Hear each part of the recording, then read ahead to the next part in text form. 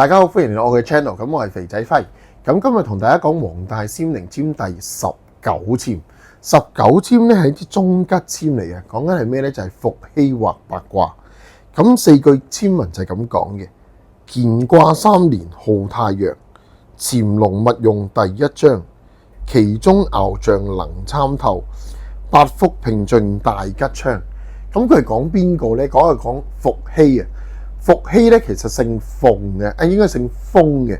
不過因為風同鳳係同音咧，所以後尾佢就用咗鳳呢個，我哋叫做而家嚟講叫嗰啲叫咩啊？圖騰啊，做佢嗰個我哋叫 logo 啦。而家咁伏羲係咩咧？伏羲就係令到我哋可以知道咩叫做卦象，創立卦象嘅第一日。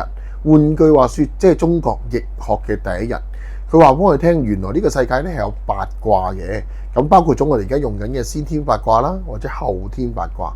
咁後天八卦我要熟啲啦，就係乾坎艮震、巽離坤兌啊嘛，就將人生大部分嘅事物咧都形成咗喺度，再八卦成八卦出嚟，就成為我哋易經64卦。而我哋風水就係咩啊？兩儀分四象，四象分八卦，一路落去而衍生我哋好多中國學說嘅五行。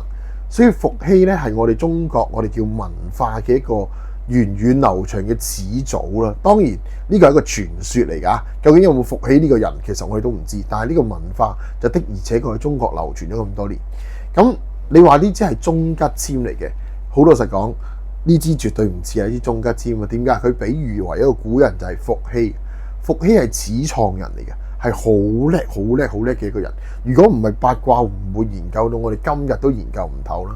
即係話你要風得風，要雨得雨，有咁嘅能力，有咁嘅實力去做好多好多唔同類型嘅嘢。咁你問伏羲感情好唔好啊？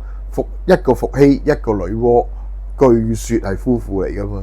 咁所以有啲人就話啦，伏羲同女媧，一個手執規矩，一個手執方圓，其實夫唱婦隨，兩個都係好叻嘅人，咁梗係好嘅關係啦。咁但係佢點解要講籤文第二句潛龍勿用第1章？乾卦6爻裏面第一爻就係潛龍勿用啊嘛，即係話俾可能收籤嘅人聽，就算你幾叻幾好勢頭，事情幾好都好，其實我哋相對地都唔可以咁浮誇，要低調一啲，唔好，如果唔係點啊，就好容易槍打出頭鳥噶啦嘛。咁呢啲籤就係呢啲籤嘅，即係呢句説話或者呢個故事就係呢啲籤嘅意思。希望大家明白我講咩咧？下次再同大家見過，拜拜。